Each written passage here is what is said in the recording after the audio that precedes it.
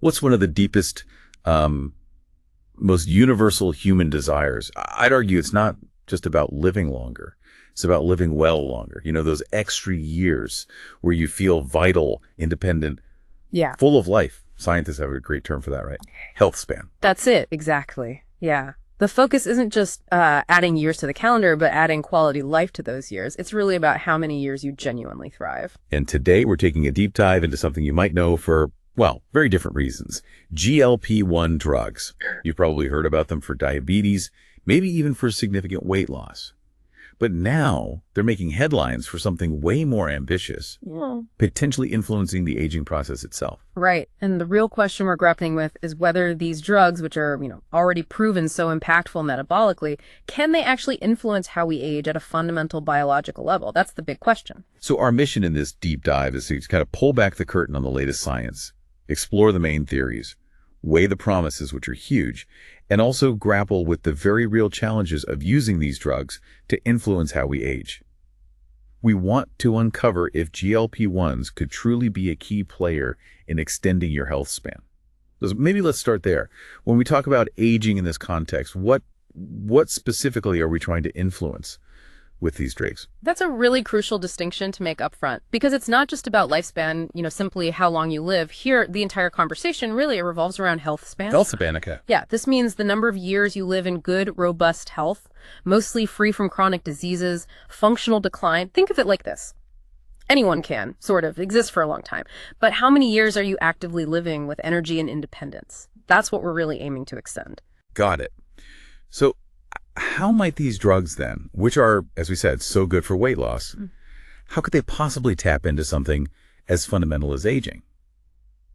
Our sources seem to point to two main hypotheses scientists are looking at. Right. The first one, and maybe the most straightforward theory, is that GLP-1 drugs influence aging partly just by reducing visceral fat. Visceral fat, that's the internal stuff, right, around the organs. Exactly. It's that insidious fat that accumulates around your internal organs, and it often increases as we get older. And this particular fat isn't just, well, it's not just sitting there, it's metabolically active. It's churning out inflammatory signals. Okay, so it's not just about the weight itself, but where the fat is. And how does that link directly to aging? Precisely. Because having too much visceral fat is a known driver of chronic low-grade inflammation. You can imagine your body having this kind of persistent low-level immune response, like a tiny fire just smoldering away constantly. Right, I've heard that term inflam. Yeah, exactly. This chronic inflammation is a silent contributor to a whole host of age-related diseases. We're talking heart disease, type 2 diabetes, even neurodegenerative conditions, certain cancers. So the idea is, by tackling that visceral fat, you're dialing down a major systemic driver of aging processes. Okay, that makes sense. But what if it's more than just the weight loss? What if there's something deeper going on? This is where it gets really interesting for me. Is there a more direct effect? Well, that's the second possibility, and it's definitely more speculative, but yeah, incredibly exciting. It's the idea that GLP-1s might have direct effects on aging pathways themselves. How so? Because the GLP-1 receptors, the places the drugs bind to, they aren't just in your gut and pancreas where they do their main job for metabolism. They're actually widely distributed. We find them in the brain, the heart, the immune system, even in cells within our organs. Okay. So much broader than just digestion and blood sugar. Much broader. And this wide distribution suggests the potential for wider systemic effects, like maybe directly modulating inflammation, perhaps combating oxidative stress, or even improving how our cells repair themselves. These are all fundamental processes that, tend to decline as we age. And it's probably important to stress here that this isn't all just theory, right? GLP-1s already have proven benefits beyond weight. Oh, absolutely. Without a doubt. One of the most compelling pieces of evidence we have is the SELECT trial. You might have heard of it. Yeah, that was a big one. Remind us what it found. So SELECT was this large study, and it showed that semaglutide, a very common GLP-1 drug, significantly reduced the risk of major cardiovascular events. We're talking heart attacks, strokes, and cardiovascular death. And this was in people with overweight or obesity who already had cardiovascular disease. Wow, that's significant. It is, and it's incredibly relevant to the aging discussion because, well, heart disease is still a leading cause of illness and death as people get older. So these proven cardiovascular benefits are a huge established win, completely separate from any potential anti-aging claims down the road. Okay, so GLP-1s are clearly a major focus. But are they the only game in town when we talk about drugs potentially influencing longevity? No. Or are scientists looking elsewhere too?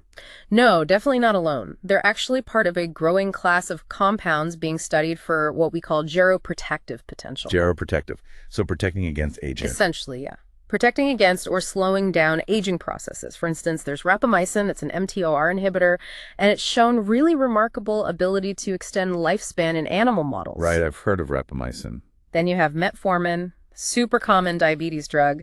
It's being studied right now in a big trial called the TAMI trial, specifically looking at healthy aging in humans.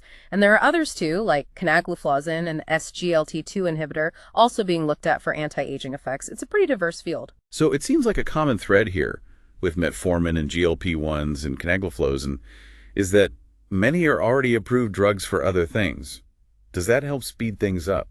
That's a crucial point, yes. Yeah. That existing approval is a massive advantage. It means you're essentially repurposing an existing drug, not starting totally from scratch. Which saves time and money, presumably. Exactly. It can dramatically accelerate their evaluation for aging research because a big chunk of the safety profile is already known. It's just a much more efficient path for exploration than developing a brand new compound. Okay, that makes a lot of sense. But if these drugs hold so much promise, why aren't we, already using them widely to slow aging? What are the big roadblocks for scientists trying to prove this works in humans? Yeah, the main hurdle, honestly, is just the timescale. Proving a drug slows human aging is incredibly difficult. Ideally, you'd need to follow people for decades, right? To see if they genuinely live longer and stay healthier. Which isn't practical for a clinical trial. Not at all. So scientists have to rely on proxies or intermediate measures. We call them biomarkers of biological age. The most talked about ones right now are probably epigenetic clocks. Epigenetic clocks. Okay, I've seen those mentioned a lot. How do they work? Basically, they estimate your biological age, how old your cells and tissues seem functionally, by measuring specific chemical tags on your DNA. These tags are called methylation patterns, and they change in predictable ways as we get older. And what does that biological age tell us compared to my birthday? Well, research has shown that if your epigenetic age is consistently higher than your actual chronological age or calendar age, you're generally at an increased risk of developing age-related illnesses and, unfortunately, earlier death. It's a fascinating way to peek under the hood, so to speak, at how quickly your body might be aging at a molecular level. Right, and you see consumer kits for this now. Are they reliable? What are the limitations we should know about? Yeah, you're right to be cautious there. While these clocks are powerful research tools, they are not quite ready for widespread clinical use yet. Those consumer epigenetic kits you see advertised, they can vary quite a bit in reliability, and they aren't consistently regulated, so definitely buyer beware. Okay. And even within the research community, we're still working hard to fully understand exactly what a change in epigenetic age really means for an individual's long-term health trajectory. They give us a valuable snapshot for sure, especially over shorter periods, but there's still more to learn. So, despite those challenges with proving things long-term and the limitations of current biomarkers, what does the early human data actually suggest about GLP-1s and biological aging so far? Is there anything concrete? There are some. Let's call them promising signals. Particularly interesting data comes from studies involving people with HIV. Why HIV specifically? Well, individuals living with HIV often experience what looks like accelerated biological aging. Their bodies seem to age faster biologically, and some preliminary data suggests that GLP-1 treatment might help slow down this accelerated aging process in that specific group. Interesting. What about in people without HIV? We're also just starting to see some very early data emerge in non-HIV populations, showing some interesting trends perhaps, but it's really much more preliminary at this stage. Okay, so those early signals, like in the HIV studies, they sound promising. But why are scientists still urging caution? Is it just that it's too early? That's exactly why caution is the word. While the signals are definitely intriguing, many scientists really emphasize the critical need for a deeper mechanistic understanding. Meaning understanding how it works. Precisely. We need to know the why. What are the fundamental biological pathways these drugs might be tweaking to affect aging? We need that mechanistic insight just as much as we need the observational data before we can confidently, launch massive, expensive trials aiming directly at aging itself. The basic science needs to keep pace with the excitement. Yeah, that makes sense.